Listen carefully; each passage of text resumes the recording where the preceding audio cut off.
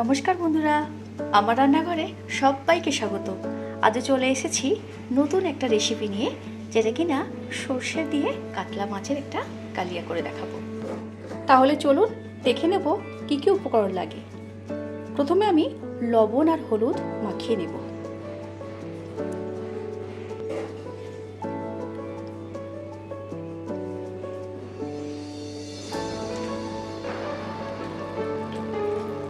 ভালো করে মাখিয়ে আমি কিছুক্ষণ ম্যারিনেট করে দেব।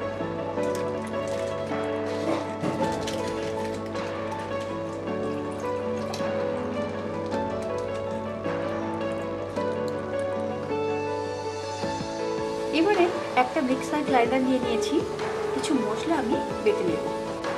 দিয়ে নেব 1 চামচ পোস্ত, 1 চামচ টক দই, সামান্য দিয়ে দেবো লবণ। পোস্তটা আমি দিলাম না, পোস্তটা আমার আলাদা বাটা আছে, সেটা আমি পরে দেখাবো। আমি আলাদা বেটে রেখে দিয়েছি। এর একটা মিহি পেস্ট আমি বানিয়ে নেব। দিয়ে দেবো সামান্য জল। পোস্তটা আমি এরকমভাবে বেটে নিয়েছি। এবারে দিয়ে দেবো 1 চামচ সাদা কালো সর্ষে। এটাকে আমি এবারে আরেকবার ঘুরিয়ে নেব। ভালো করে আমার বাটা হয়ে গেছে। এবারে একটা গুঁড়ো মশলা আমি রেখে দেব তৈরি করে। একটা বাটিতে দিয়ে দেবো পরিমাণ মতো হলুদ গুঁড়ো, কাশ্মীরি লাল লঙ্কার গুঁড়ো দেবো 1 চামচ, লবণ দেবো 1/2 চামচ, সামান্য জল দিয়ে একটা পেস্ট আমি বানিয়ে নেব।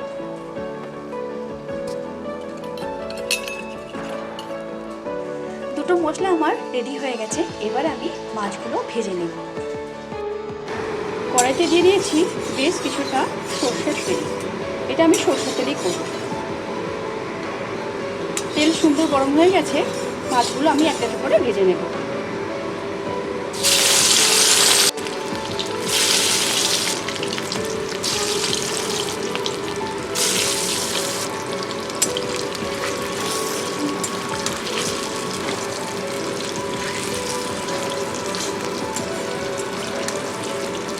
মাছটা আমি সুন্দর করে ভেজে নেব।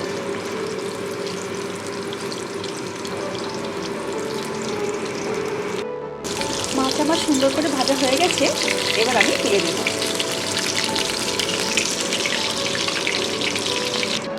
এবারে বাকি মাছগুলো আমি এইভাবে ভেজে নেব।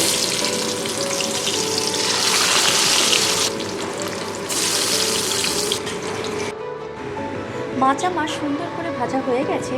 এবারে ওই একই তেলে দিয়ে দেবো সামান্য কালো জিরে, আর দিয়ে দেবো একটা চেরা কাঁচা লঙ্কা। এই কালো জিরেটা মাছের পক্ষে খুব ভালো লাগে। ইলিশ মাছ ভাপে করলে কালো জিরেটা খুবই লাগে।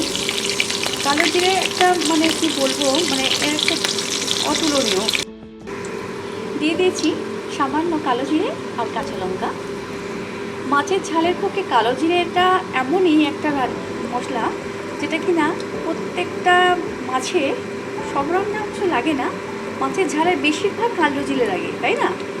কালো জিরেটা দিলে রান্নার মাত্রাটা একটু অন্যরকম হয়ে যায়, সুন্দর হয়ে যায়। এবারে বেটে রাখা হলুদ আর কাশ্মীরি লাল লঙ্কার গুঁড়োটা আমি এর মধ্যে দিয়ে দেবো। মিশিয়ে রেখে দিচ্ছিলাম জলের মধ্যে, এটা আমি এবারে দিয়ে দেবো। সর্ষে পোস্ত যে বেটে রেখে দিয়েছিলাম সেটা আমি এখন দেবো না, এটা আমি এখন দিয়ে দিলাম, পরে আমি এটা দেবো। সামান্য দিয়ে দেবো জল, 1/2 চামচ দেবো কাঁচা লঙ্কা বাটা। ভালো করে আমি এর সঙ্গে মিশিয়ে দেবো। একটা ছোটো সাইজের টমেটো আমি দিয়েছিলাম, সেটা আমি এর মধ্যে দিয়ে দেবো। আগে থেকে কেটে রাখা টমেটো আমি দিয়ে দিলাম।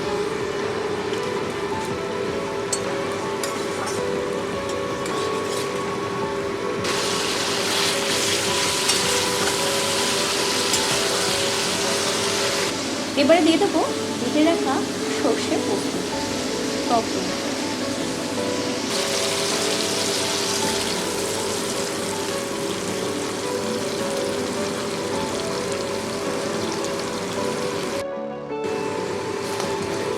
ভালো করে পোস্তটা আমি এর সঙ্গে মিশিয়ে দেবো।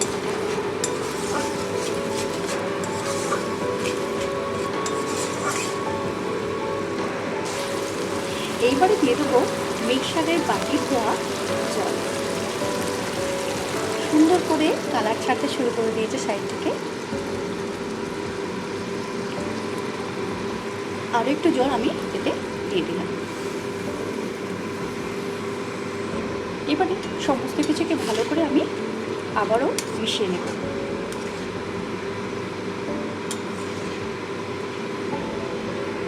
এবারে দিয়ে দেবো সামান্য চিনি, ব্যালেন্সের জন্য দিলাম চিনিটা।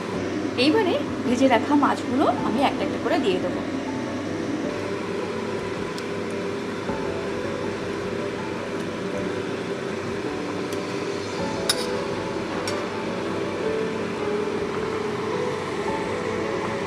কিছুক্ষণ আমি এটা ফুটতে দেবো। এটা ফুটবে, একটু জলটা বা ঝোলটা একটু কমে গেলে এবার আমি নামিয়ে দেবো। আমার আজকের সর্ষে পোস্ত কালিয়া হয়ে গেছে।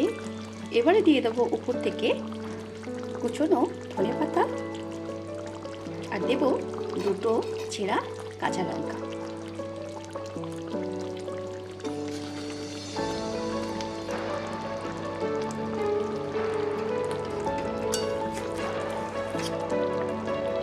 এবার আমি নামিয়ে নেব। উপর থেকে দিয়ে দেবো সামান্য কাঁচা সর্ষের তেল।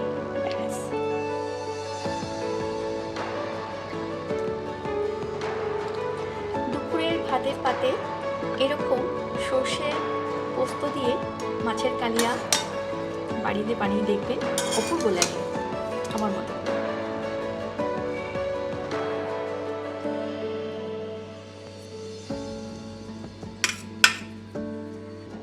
তাহলে দেখলেন তো কত সহজে বানানো হয়ে গেল সর্ষে পোস্ত দিয়ে কালিয়া।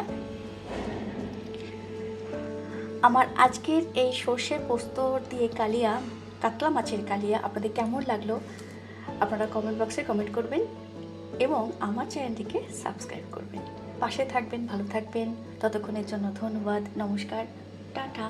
দেখা হচ্ছে পরের কোনো ভিডিওতে। ধন্যবাদ।